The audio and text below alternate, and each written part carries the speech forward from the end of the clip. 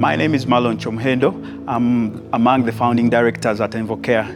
Envocare is a Rwandan-based company that was founded in 2021 with a purpose to actually solve two major challenges: mismanagement of agricultural waste within the country, but also the undervalue of agricultural waste, but also the overpopulation that leads to deforestation.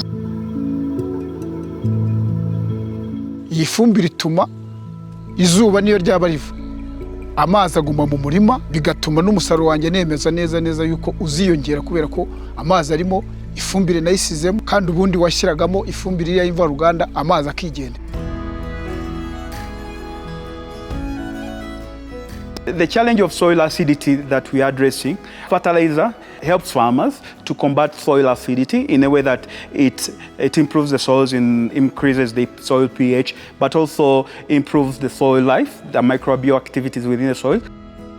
During the droughts that we face in the dry seasons, there's low production, which this fertilizer helps to improve the holding capacities of the soil. Iyi fumbire yo itandukanye n'andi mafumbire, ifite umwimerere wawo mu butaka, kuko ubutaka bwo ntabwo bukayuka ahubwo buhora butose.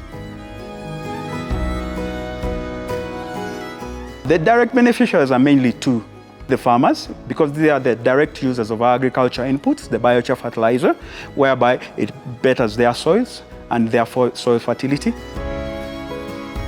Ibyo nabivuze, umusaruro wariyongeraho 30% bigaragaze neza ko iyi fumbire ifite imbaraga, iratuma umusaruro wiyongera.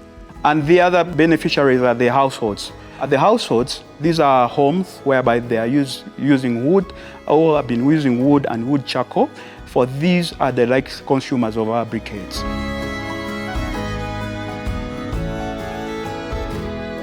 We're bringing life back to the soils, and life to the soils is life for all.